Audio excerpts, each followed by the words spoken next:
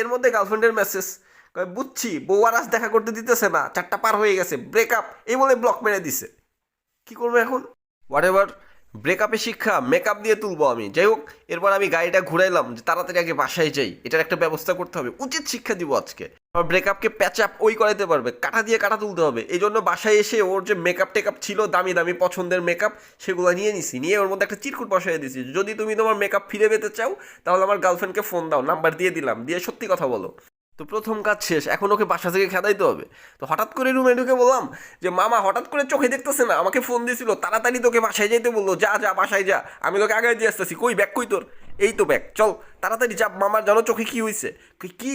ওকে আর কিছু বলার সুযোগ দিই নাই, সোজা বাড়ির বাইরে নিয়ে গেছি। বাড়ির বাইরে নিয়ে গিয়ে গেটের বাইরে ব্যাগ ট্যাগ রাখছি যে যা, সামনে গিয়ে একটা রিক্সা পাবি, তুই যা।